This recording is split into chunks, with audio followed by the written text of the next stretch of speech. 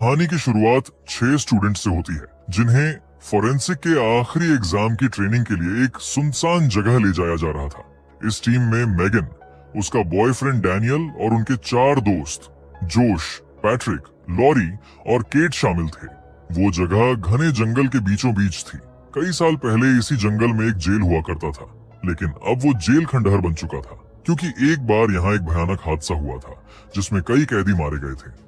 अब वही 6 स्टूडेंट्स उसी डरावनी जगह पर अपना फाइनल टेस्ट देने पहुंचे थे। ये टेस्ट उनके करियर का सबसे बड़ा इम्तिहान था। अगर वो पास हो जाते तो उन्हें फोरेंसिक डॉक्टर बनने की क्वालिफिकेशन मिलती। ये पूरा टेस्ट उनके प्रोफेसर टॉम ने तैयार किया था। स्टूडेंट्स के आने से पहले ही उसने अलग अलग जगहों पर लाशें रख दी थी। ये लाशें उन्हीं कैदियों की थीं जो हादसे में मारे गए थे।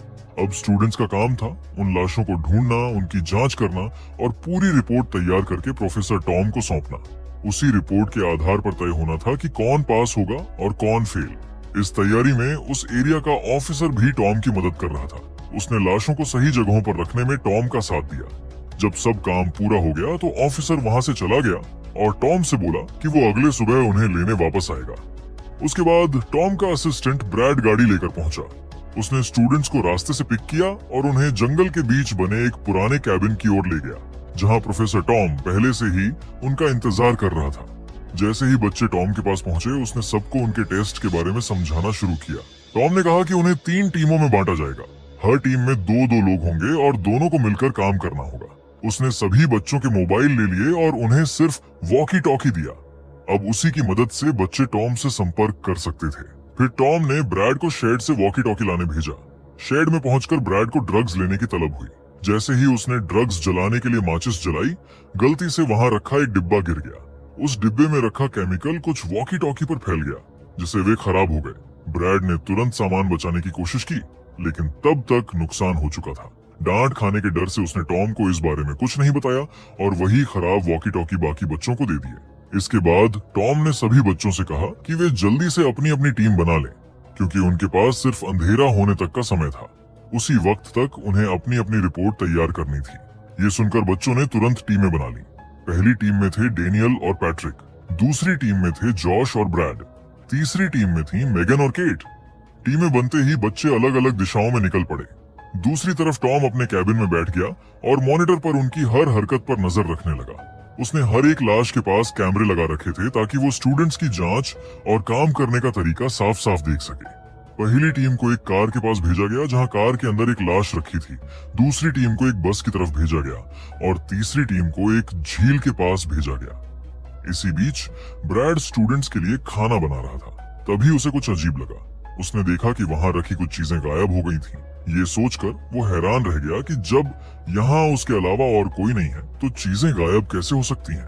घबराकर वो सीधे प्रोफेसर टॉम के पास पहुंचा और बोला, इस जगह पर हमारे अलावा कोई और भी है। लेकिन प्रोफेसर के पास उसकी शिकायत सुनने का समय नहीं था। उसने गुस्से में ब्रैड को जाने को बोल दिया। हालांकि ब्रैड के मन में डर बैठ चुका था कि यहाँ कुछ ठीक नहीं है। डर के बावजूद उसने जल्दी जल्दी खाना बनाया, उसे टिफिन में पैक किया और बच्चों तक पहुंचाने निकल पड़ा। रास्ते में जब वो खुद को हल्का करने के लिए रुका तो उसने एक छोटे से घर के अंदर कुछ देखा। वहां एक लाश पड़ी थी। ब्रैड दंग रह गया क्योंकि उसे पता था कि टॉम ने इस जगह कोई लाश नहीं रखी थी। वो तुरंत मेगन और केट के पास गया और उन्हें बताया, उस घर के अंदर भी एक लाश पड़ी है, जाकर देखो, लगता है वो बहुत पुरानी लाश है। मेगन ने तुरंत वॉकी टॉकी से टॉम से इस बारे में पूछा। टॉम भी ये सुनकर हैरान हुआ, लेकिन उसने मेगन से कहा कि ब्रैड की बातें सही नहीं हो सकती क्योंकि वो हमेशा नशे की हालत में रहता है। लेकिन ब्रैड जिद पर अड़ा रहा, मैं सच बोल रहा हूँ, मैंने अपनी आंखों से वो लाश देखी है। आखिर में केट उसके साथ गई और जैसे ही उसने देखा वहां वाकई में लाश पड़ी थी। उसका हाल बहुत बुरा था। ऐसा लग रहा था कि वो हफ्तों से वहीं सड़ रही थी। केट ने तुरंत टॉम को इसकी जानकारी देने की कोशिश की, लेकिन वॉकी टॉकी ठीक से कनेक्ट नहीं हो रहा था। उसकी बातें टॉम तक साफ नहीं पहुंच पा रही थी। इसी बीच ब्रैड ने देखा कि वो लाश सांस ले रही है। ये देखकर वो तुरंत केट के पास भागा और चिल्लाया, वो लाश जिंदा है। लेकिन इस बार केट ने ब्रैड की बातों को नजरअंदाज कर दिया। उसे भी लगने लगा कि ब्रैड ने ज्यादा नशा कर लिया है। उसने शांत स्वर में कहा, शायद तुम्हें भ्रम हो रहा है। चिंता मत करो, मैं टॉम की लाश की जांच के बाद इसकी भी जांच कर लूंगी। ये बोलकर वो वहां से चली गई। ब्रैड अब बहुत डर चुका था। वो डेनियल और पैट्रिक के पास टिफिन देने पहुंचा और दोनों को सब कुछ बताया। उसने चेतावनी दी, इस जंगल में कुछ ऐसा है जो हमें अभी तक दिखाई नहीं दे रहा, हमें सावधान रहना होगा। ये बोलकर वो वहां से चला गया। ब्रैड की बातें सुनकर डैनियल और पैट्रिक थोड़ी देर के लिए सहम गए और सोचने लगे कि अचानक उसे क्या हो गया है।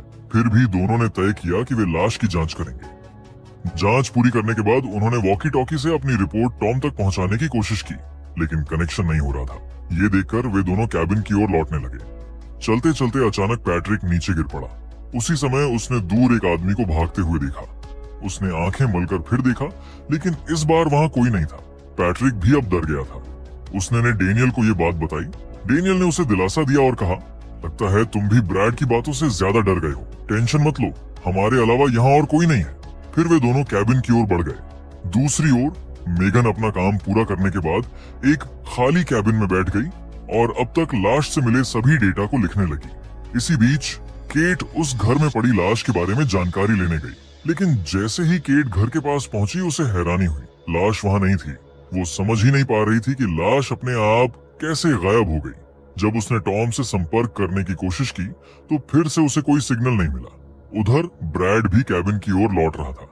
तभी उसके पीछे से एक आदमी उसकी तरफ बढ़ता हुआ दिखाई दिया। ब्रैड ने जैसे ही उसे देखा उसका दिल जोर जोर से धड़कने लगा। उसे तुरंत समझ आ गया कि ये वही आदमी था जिसे उसने छोटे घर में देखा था। वो घबरा कर भागने लगा, लेकिन भागते भागते ठोकर खाकर जमीन पर गिर पड़ा और वहीं बेहोश हो गया। इधर कैट भी कैबिन की ओर लौट रही थी।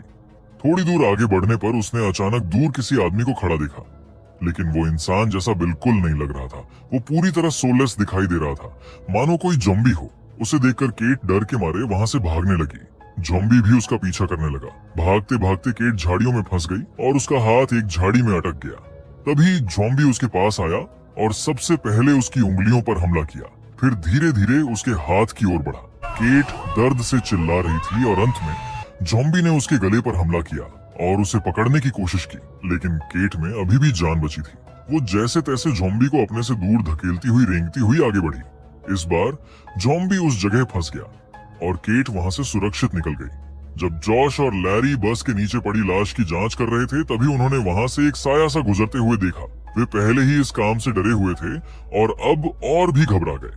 डर के मारे दोनों ने सब कुछ वहीं छोड़ दिया और सीधे कैबिन की ओर भाग गए। उधर मेगन कैबिन में केट का इंतजार करते करते थक चुकी थी, इसलिए वो केट को ढूंढने जंगल में निकल गई। चलते चलते उसे जंगल में कुछ आवाजें सुनाई दी। वो उस आवाज की ओर गई और देखा कि केट जमीन पर पड़ी है, जख्मी और खून में लथपथ। मेगन ने जल्दी से केट को उठाया और कैबिन में ले गई। उसने उसकी चोट ठीक करने की कोशिश की और वॉकी टॉकी से मदद मांगने लगी, लेकिन वॉकी टॉकी भी ठीक से काम नहीं कर रहा था। दुर्भाग्य से खून ज्यादा बहने के कारण केट की मौत हो गई। ये पल मेगन के लिए बेहद दुखद और डरावना था। उसे लग रहा था कि इस जंगल में जरूर कुछ ऐसा है जिसने केट को मार डाला। डर के मारे उसने तुरंत कैबिन का दरवाजा और खिड़कियां बंद कर दी और फिर दरवाजे के एक कोने में बैठ गई। दूसरी तरफ ब्रैड दौड़ते हुए टॉम के पास आया और बोला, सारे बच्चों को तुरंत बुलाओ, हमें यहाँ से तुरंत निकलना होगा, नहीं तो सबकी जान खतरे में है। मैंने आते समय एक ज़ॉम्बी देखा। लेकिन प्रोफेसर ने ब्रैड की बातों को बेवकूफी समझा और उसे डांटने लगा। जब ये दोनों बहस कर रहे थे, मॉनिटर पर एक ज़ॉम्बी दिखाई दिया, लेकिन टॉम ने उसे देखा तक नहीं। तभी अचानक सारा इलेक्ट्रॉनिक सामान बंद हो गया। दरअसल ब्रैड ने पहले जो केमिकल वायर पर गिराया था, उसका थोड़ा हिस्सा जनरेटर की वायर पर भी गिर गया था। इसी वजह से मॉनिटर और बाकी इलेक्ट्रॉनिक उपकरण बंद हो गए। ये देखकर टॉम उसे गुस्से में भड़क उठा। फिर उसने इमरजेंसी जनरेटर चालू करने की कोशिश की, लेकिन उसकी बैटरी भी खत्म हो चुकी थी।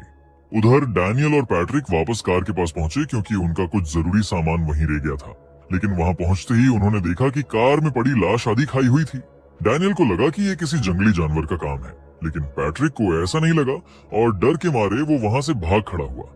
इसी बीच मेगन बहुत डरी हुई थी। तभी केट ज़ॉम्बी बनकर सीधे मेगन पर हमला करने लगी। मेगन ने खुद को बचाने के लिए चाकू उठाया और केट पर वार किया। पूरे शरीर में किए गए वार के बाद केट शांत हो गई, लेकिन मेगन का दिल तेजी से धड़कने लगा, सोचते हुए कि ये सब क्या हो रहा है। उसी समय जॉश और लैरी टॉम के पास आए। जॉश ने कहा, मैंने जंगल में एक अजीब इंसान देखा। ब्रैड ने कहा, देखा टॉम, मैंने कहा था कि ज़ॉम्बी इस जंगल में है। लेकिन टॉम उनकी बातों पर यकीन नहीं कर रहा था। उसे लग रहा था कि ये सब तो बस एक बहाना बना रहे हैं ताकि इस प्रोजेक्ट को यहीं खत्म किया जा सके। इस दौरान पैट्रिक अकेला था। तभी एक ज़ॉम्बी ने उसका पीछा करना शुरू कर दिया। पैट्रिक जैसी तैसे वहां से भागने लगा, लेकिन पीछे से एक और ज़ॉम्बी भी आ गया। दोनों ज़ॉम्बी ने पैट्रिक को घेर लिया और उस पर हमला किया और उसे टुकड़ों में काटकर मार डाला। अब डेनियल भी कैबिन में आया। उसने देखा कि ना तो उसका दोस्त कैबिन पहुंचा था और ना ही मेगन का कुछ पता था, इसलिए वो हथौड़ा लेकर मेगन को ढूंढने निकल पड़ा और जोश और लॉरी पैट्रिक को ढूंढने निकल गए। उधर पैट्रिक भी ज़ॉम्बी बन गया और शिकार की तलाश में मेगन के कैबिन तक पहुंचा। मेगन अभी भी केट से लड़ रही थी, क्योंकि केट बार बार मरने के बाद फिर से जिंदा हो जाती थी। तभी मेगन ने एक रॉड उठाया और उसे केट के मुंह में डालकर दीवार से टिकाया। इसी बीच पैट्रिक कैबिन में घुस आया। उसे देखकर मेगन ने जल्दी से उसके चेहरे पर केमिकल डालकर उसे जलाने की कोशिश की, लेकिन उसे मार नहीं पाई। इस बीच केट ने वो रॉड निकाल ली और मेगन की ओर बढ़ने लगी। मेगन ने पास रखे लकड़ी के टुकड़े उठाए और केट के सिर पर वार किया, जिससे वो मर गई। अब मेगन को समझ आ गया कि ज़ॉम्बी के सिर पर वार करने से ही उन्हें मारा जा सकता है। तभी पैट्रिक फिर से उठ खड़ा हुआ। मेगन के पास कुछ मारने के लिए हथियार नहीं था, इसलिए उसने पास रखे केमिकल से एक बम बनाया और पैट्रिक के खुले मुंह में डाल दिया। बम फट गया और पैट्रिक वहीं मर गया। अब अंधेरा होने लगा था। ब्रैड खिड़की की तरफ देख रहा था कि तभी अचानक एक ज़ॉम्बी बाहर दिखाई दिया। ये देखकर प्रोफेसर ने उस पर गोली चलाई। अब टॉम को विश्वास हो गया कि ब्रैड सच बोल रहा था। तभी दरवाजे पर कुछ आवाजें सुनाई दी। प्रोफेसर को लगा कि शायद ये बच्चे लौट आए हों, इसलिए ब्रैड के मना करने के बावजूद उसने दरवाजा खोल दिया। तभी अचानक ज़ॉम्बी ने उस पर हमला कर दिया। टॉम ने तुरंत ज़ॉम्बी को शूट करने की कोशिश की, लेकिन तभी ज़ॉम्बी ने उस पर हमला कर दिया और टॉम की बंदूक गिर गई। ब्रैड तुरंत बाहर आया और टॉम को कैबिन के अंदर ले गया, लेकिन बंदूक बाहर थी और टॉम के हाथ से बहुत खून बह रहा था। ब्रैड ने पूछा, ज़ॉम्बी ने तुम्हें काटा क्या? टॉम ने कहा, नहीं, गिरने से चोट लगी है।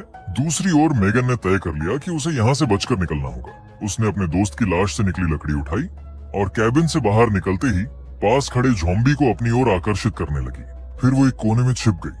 तभी डैनियल कैबिन में आया। उसने मेगन के दोस्त की लाश की हालत देखी और बहुत हैरान हुआ। वो मेगन को बुलाने लगा, लेकिन मेगन ने तुरंत अपना हाथ मुंह पर रखा और उसे चुप रहने को कहा। ज़ॉम्बी अब कैबिन में घुस आया था और केट की लाश को देख के उसे खाने लगा था। मेगन ने इस मौके का फायदा उठाया और ज़ॉम्बी के पेट पर लकड़ी से जोरदार वार किया।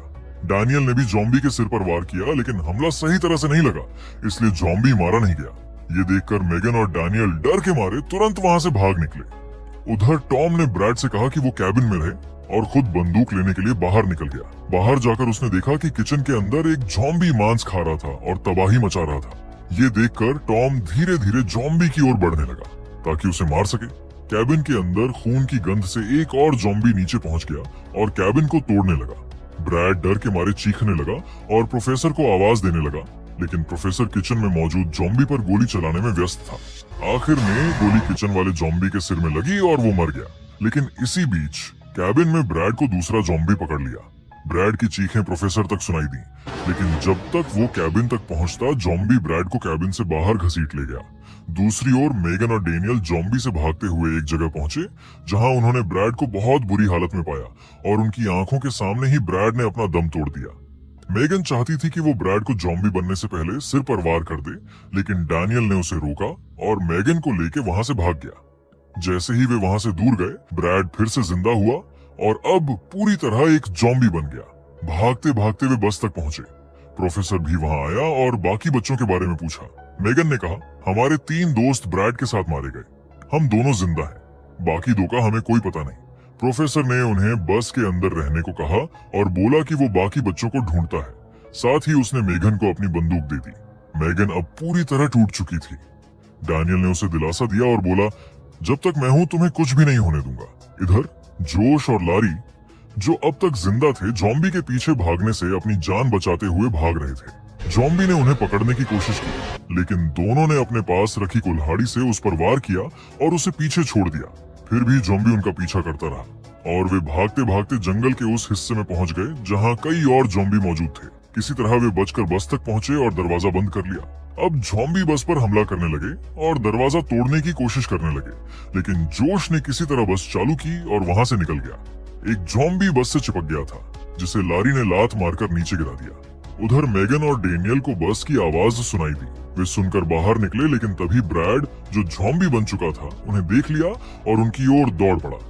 मेगन ने ब्रैड पर गोली चलानी शुरू की, लेकिन एक गोली गलती से डैनियल को लग गई और वो जमीन पर गिर पड़ा।